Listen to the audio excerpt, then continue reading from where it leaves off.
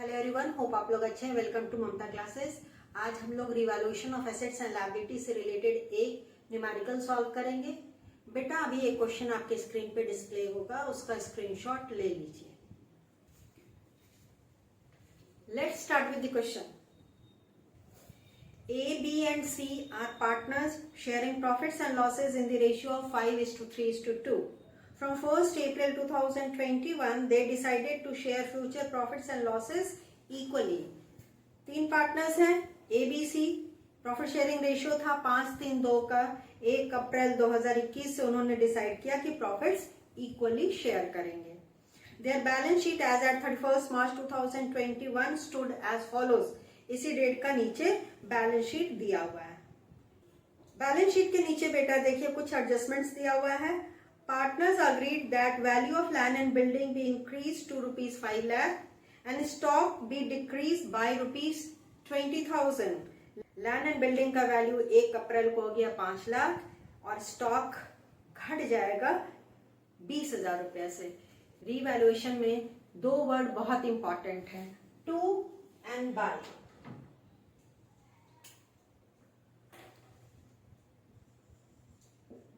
Up to बोले, to बोले, valued at, इसका मतलब value as at the date of change.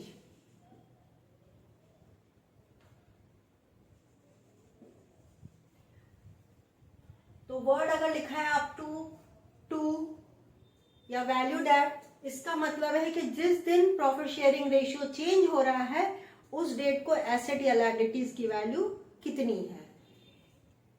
इस केस में हम लोग डिफरेंस निकाल लेंगे। Book value minus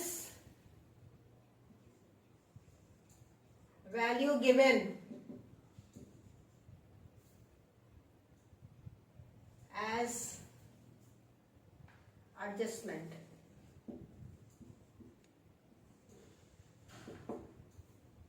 balance sheet में जो फिगर दिया है उसमें से नीचे जो एडिशनल इंफॉर्मेशन में अमाउंट दिया है दोनों का डिफरेंस कैलकुलेट कर लेंगे। अगर पॉजिटिव आया यानी कि वैल्यू बढ़ गया है और अगर नेगेटिव आया तो वैल्यू घट गया है। ठीक है, पॉजिटिव है तो इंक्रीज इन वैल्यू और नेगेटिव आया तो ऑब्वियस है डिक्रीज इन वैल्यू। और यही डिफरेंस अमाउंट हम रिवैल्यूएशन अकाउंट में लिखेंगे, या तो डेबिट साइड लिखा जाएगा या क्रेडिट साइड लिखा जाएगा। ठीक है, और ये जो डिफरेंस है recorded in the revaluation account।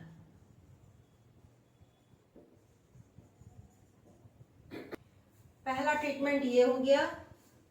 दूसरा value given in adjustments.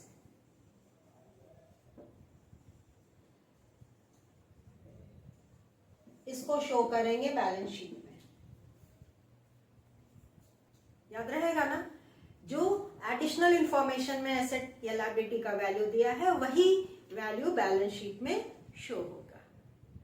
Difference revaluation में और एग्जैक्ट वैल्यू जो नीचे एडिशनल इंफॉर्मेशन में वो बैलेंस शीट का पार्ट। ये तो पहला टू या अप टू का ट्रीटमेंट हमने बताया है। दूसरा जो वर्ड यूज होता है वो यूज होता है बाय। तो बाय में इंक्रीज और दूसरा होता है डिक्रीज।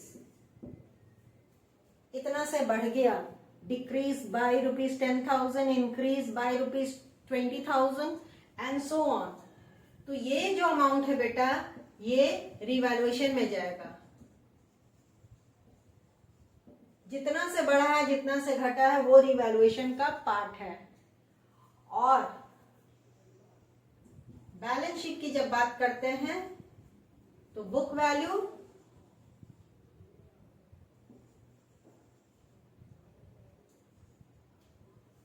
में प्लस कर देंगे इंक्रीज, और दूसरा बुक वैल्यू में माइनस कर देंगे अगर फिगर घटा है तो एडजस्टमेंट करके बैलेंस शीट में शो किया जाएगा, बढ़ा के या घटा के। It applies both to assets and liabilities.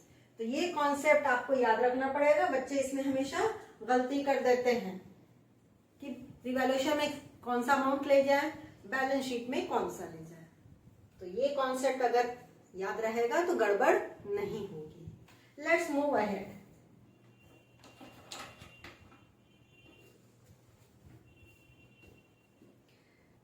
तो यहां बोला था ना increase to 5 lakh. Balance sheet में देखिए लैंड एंड बिल्डिंग का वैल्यू 4 लाख दिया है और नीचे एडिशनल इंफॉर्मेशन में 5 लाख हो गया। दोनों का डिफरेंस 1 लाख रुपया, यानी कि 1 लाख रुपया से मेरा लैंड एंड बिल्डिंग का वैल्यू बढ़ गया है। तो 1 लाख रुपया रिवैल्यूएशन अकाउंट में क्रेडिट हो जाएगा। अंडरस्टूड? स्टॉक भी डिक्रीज बाय ₹20,000। स्टॉक 20,000 से घट गया है तो रिवैल्यूएशन में डेबिट करेंगे स्टॉक को 20,000 रुपए से। Provision for doubtful debts be return back since all the debtors are good. Provision देखिए बेटा बैलेंस शीट में दिया हुआ है 25,000 रुपया, इसकी अब जरूरत नहीं है। रिटर्न बैक मतलब हटा देना है, क्योंकि सारे डेटर्स अच्छे हैं तो इसको हटा देना है। Out of salaries payable 15,000 was not payable. Salaries में से 15,000 की पेमेंट नहीं करनी है, तुम्हारा यहाँ सैलरीज भी घट गया। Outstanding expenses are to be return back being not payable. Outstanding expenses की जरूरत नहीं है क्योंकि इसका पेमेंट नहीं करना है, इसको भी हटा देना है। A provision for workman compensation claim be made for ₹30,000। Workers को कितना क्लेम देना है? 30,000। वर्कमैन कंपनसेशन रिजर्व में 70,000 है। ये तो वर्कमैन कंपनसेशन रिजर्व का ट्रीटमेंट है। Goodwill is valued at ₹60,000। Goodwill का वैल्यूएशन किया गया 60,000 रुपए आया है। B was to carry out the work for reconstitution of the firm at a remuneration including expenses of ₹10,000। अभी को इंचार्ज बनाया गया कि चलो भाई ये जितना फर्म का रिकॉन्स्टिट्यूशन का काम हो रहा है ये तुम संभालो, इसके बदले में बिजनेस 10,000 रेमुनरेशन यानी कि काम करने के बदले में देगी बी को। इसमें एक्सपेंसेस इंक्लूडेड है। लमसम अमाउंट बी को दे दिया जाएगा 10,000 रुपया। Expenses paid by B amounted to ₹4,000। B 4,000 रुपए का एक्सपेंसेस पेमेंट किया है। Pass journal entries and prepare revaluation account. You have to pass the journal entries and prepare the revaluation account. फटाफट आप भी अपने नोटबुक में जर्नल एंट्री का फॉर्मेट ड्रॉ कर लीजिए और हम भी बोर्ड पे ड्रॉ करते हैं। Let's start. हमने फॉर्मेट ड्रॉ कर लिया है। Let's start passing the journal entry. Date लिखेंगे बेटा हम लोग 2021 अप्रैल 1।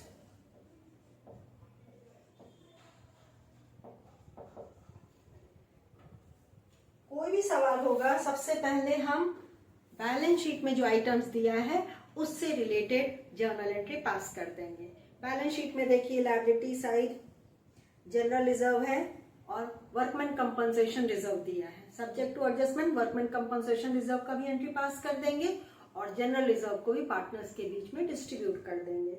एसेट साइड देखिए एडवर्टीजमेंट सस्पेंस दिया है, इसको भी राइट ऑफ कर देंगे। ये पहले कर लेंगे, उसके बाद नीचे जो एडजस्टमेंट्स दिया है उससे रिलेटेड जर्नल एंट्री पास किया जाएगा। तो सबसे पहले बेटा जनरल रिजर्व को डिस्ट्रीब्यूट कर देते हैं पार्टनर्स के बीच में। General reserve account debit to name of partners ABC। A is capital account, to B's capital account and to C's capital account.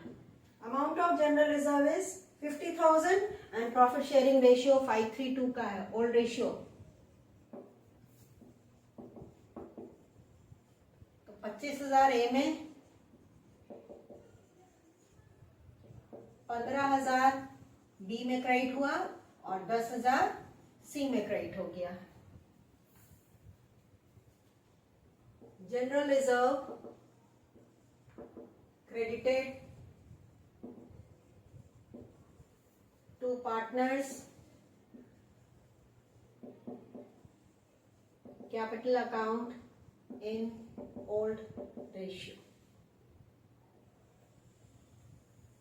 दूसरा journal entry workman compensation reserve से related पास कर देंगे, सेम डेट. तो workman compensation reserve account debit amount 70,000. नीचे adjustment में दिया था बेटा कि हमारी लायबिलिटी बन रही है 30,000 की, तो to provision for workman compensation claim account 30,000 और बाकी जो 40,000 बच गया तीनों पार्टनर्स के कैपिटल अकाउंट में क्रेडिट कर देंगे. सारा एडजस्टमेंट हमने समझाया आपको. 2A's capital account, 2B's capital account and 2C's capital account.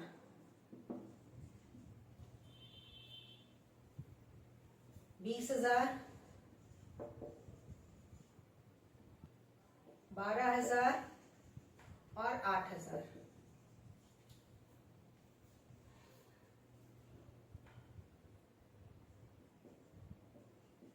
Provision created for claim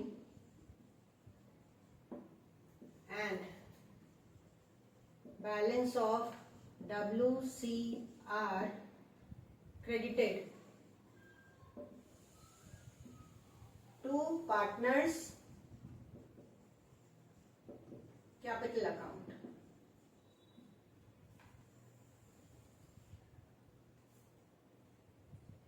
next advertisement suspense account को राइट ऑफ कर देंगे, तो तीनों पार्टनर्स के कैपिटल अकाउंट को डेबिट करेंगे.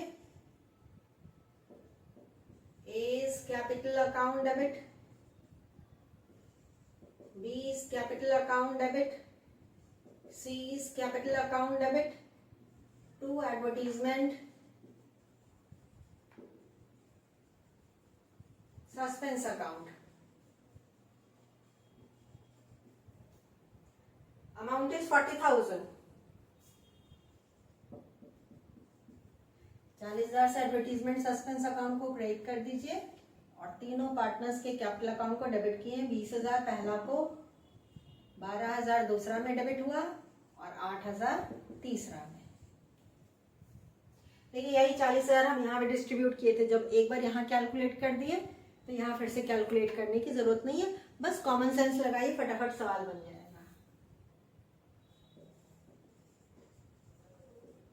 Advertisement suspense account return of. अब बैलेंस शीट से रिलेटेड सारा ट्रीटमेंट हो चुका. अब एडजस्टमेंट में बढ़िए. लैंड एंड बिल्डिंग का वैल्यू बढ़ गया, स्टॉक का वैल्यू घटा है. तो पहले स्टॉक, क्योंकि जर्नल एंट्री के लिए जगह कम पड़ रहा है, पहले स्टॉक से रिलेटेड एंट्री पास करते रहे. तो revaluation account debit to stock account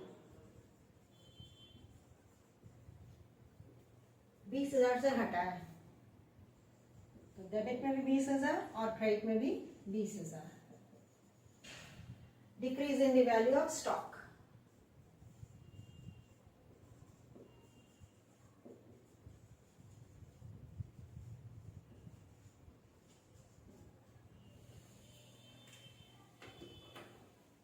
ये जितना जर्नल एंट्री हमने पास किया वो आपको तो समझ में आ ही गया होगा. फटाफट इसका स्क्रीनशॉट ले लीजिए अगर नहीं लिखे हैं तो। अब जिससे बिजनेस को फायदा हुआ वो सारा एंट्री पास कर ले। एसेट्स का वैल्यू बढ़ा है तो फायदा, लायबिलिटीज का वैल्यू घटा है तो फायदा। तो पहला लैंड एंड बिल्डिंग बढ़ गया, value to land and building account debit.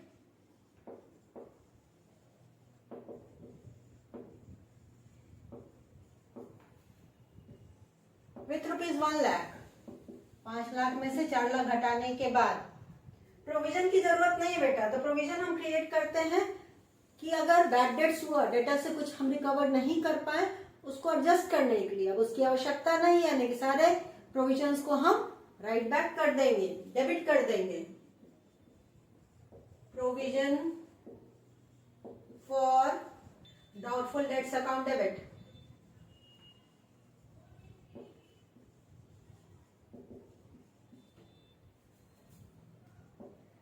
Balance sheet में देखिए प्रोविजन दिया हुआ है 25,000, उसी अमाउंट से 15,000 सैलरी नहीं पेमेंट करना है तो सैलरी भी घट गया। तो salaries payable account debit with ₹15,000। Outstanding expenses भी पेमेंट नहीं करना है, ये लायबिलिटी भी कम हो गया। Outstanding expenses account debit 20,000। To revaluation account,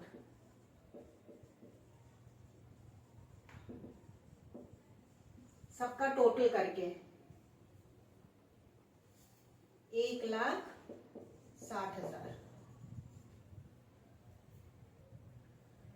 Narration increase in the value of assets and decrease in liabilities।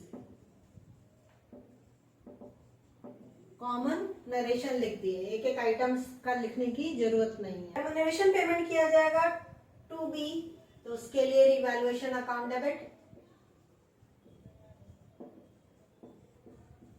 एक एडिशनल लायबिलिटी बढ़ा ना, 10,000 रुपया, जितना बिजनेस दे रही है उतना से, और क्रेडिट कर देंगे to B capital account.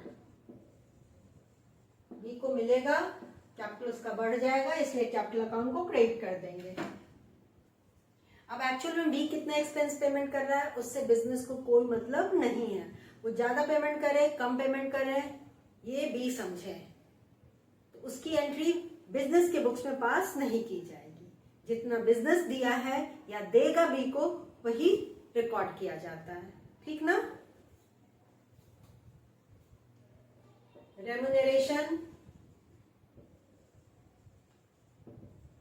Payable to be, अभी दिया नहीं है, देना है। अब रिवैल्यूएशन से रिलेटेड सारा जर्नल एंट्री पास कर दिया गया बेटा। रिवैल्यूएशन में यहाँ क्रेडिट हुआ है 1,60,000, डेबिट हुआ है 10,000, और इससे पिछला जर्नल एंट्री में हमने रिवैल्यूएशन अकाउंट को डेबिट किया था 20,000 से। तो टोटल रिवैल्यूएशन में डेबिट हो गया 30,000 और क्रेडिट हुआ है 1,60,000। इट मीन्स कि क्रेडिट बड़ा है और डेबिट छोटा है। प्रॉफिट, ये प्रॉफिट पार्टनर्स के कैपिटल अकाउंट में क्रेडिट कर दिया जाएगा। तो revaluation account debit 1,30,000 to A's capital account, to B's capital account and to C's capital account. चलिए बांटिए 1,30,000 को 5:3:2 के रेशियो में। 65,000 A के कैपिटल अकाउंट में क्रेडिट होगा, B में 39,000 और C में 26,000।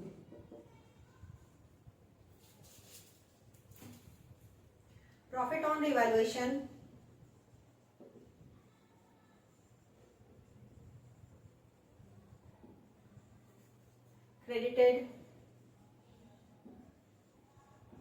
to partners capital account. Old ratio. In old ratio.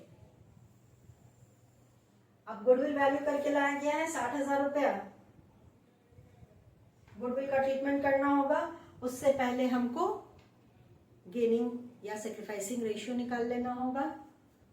यहाँ वर्किंग नोट कर लें. Working note. Calculation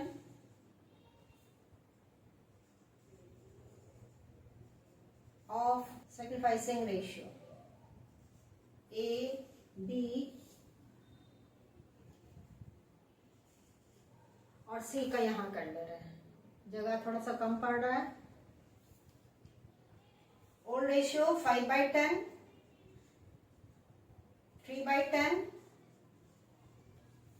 and 2/10. New ratio 1/3 है. इक्वल हो गया है तो -1/3 सब में से हम लेस कर देंगे. एलसीएम होगा बेटा 30.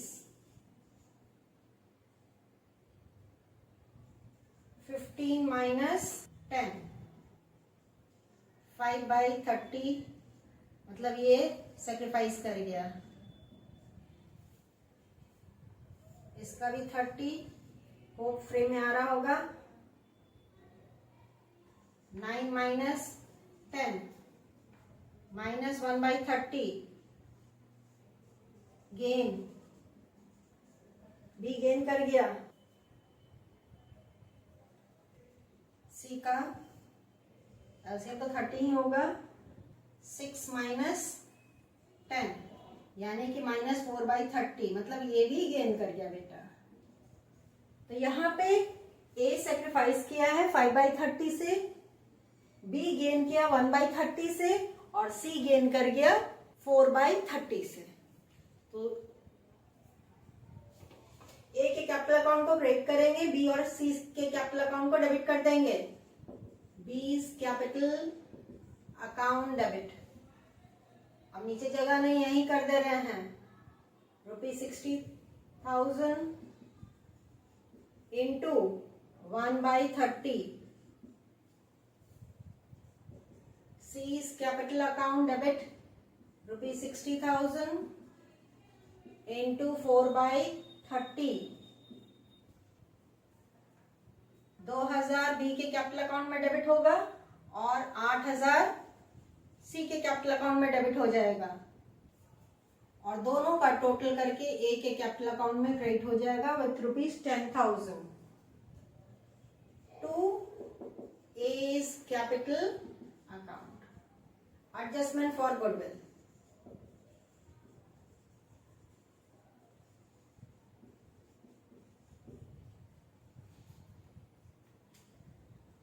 होप सारा जर्नल एंट्री क्लियर हो गया होगा. अब हम लोग रीवैल्यूएशन अकाउंट प्रिपेयर करेंगे. Let's draw the format of revaluation account.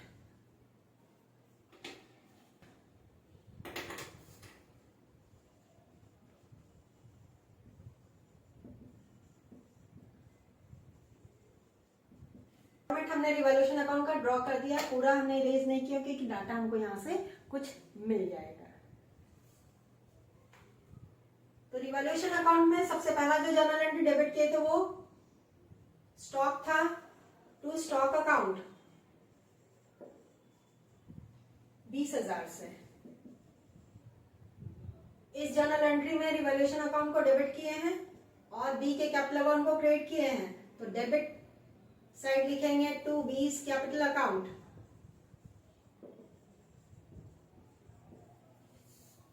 10,000. इस जर्नल एंट्री में रिवॉल्यूशन अकाउंट क्रेडिट हुआ है तो क्रेडिट साइड लिखेंगे और ये सारा आइटम को यहां पे लिख देंगे. By land and buildings account 1,00,000. By provision for doubtful debts account 1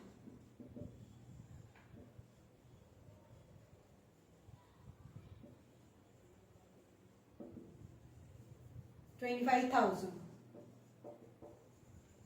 By salaries payable account,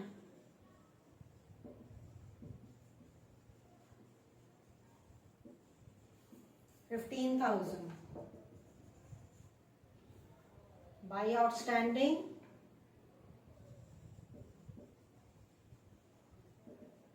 expenses account, 20,000.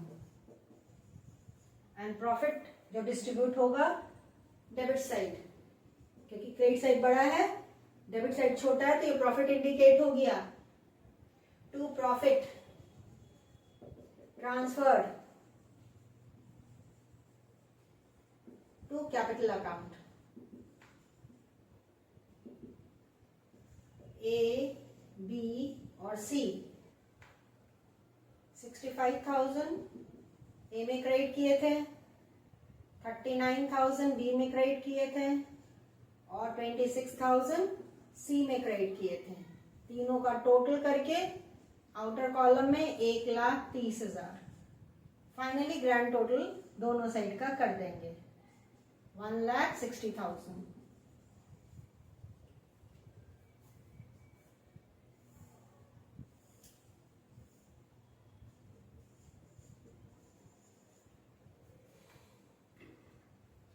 तो ये हमारा रिवैल्यूएशन अकाउंट भी प्रिपेयर हो गया. बेटा अगर रिवैल्यूएशन अकाउंट भी प्रिपेयर करना और जर्नल एंट्री भी पास करनी है तो प्रॉफिट या लॉस का डिस्ट्रीब्यूशन हम यहाँ रिवैल्यूएशन अकाउंट प्रिपेयर करके भी कैलकुलेट कर सकते हैं. It becomes easier. उस केस में जर्नल एंट्री के लिए जगह स्पेस थोड़ा सा छोड़ दीजिए और रिवैल्यूएशन अकाउंट प्रिपेयर कर लीजिए. रिवैल्यूएशन अकाउंट प्रिपेयर करके तो फटाफट हमारा प्रॉफिट या लॉस कैलकुलेट हो जाता है. आप जर्नल से भी प्रॉफिट या लॉस कैलकुलेट कर सकते हैं जैसे अभी हमने किया था. आपको जो आसान लगे वो फॉलो करिए. होप आज का न्यूमेरिकल आपको अच्छे से समझ में आ गया होगा. नेक्स्ट क्लास में हम एक न्यूमेरिकल और सॉल्व करेंगे जो कि कंप्लीट क्वेश्चन होगा, यानी कि उसमें हमको बैलेंस शीट भी बनाना होगा पार्टनर्स कैपिटल अकाउंट के साथ. मिलते हैं नेक्स्ट क्लास में. तब तक अपना ख्याल रखिए, खुश रहिए. बाय.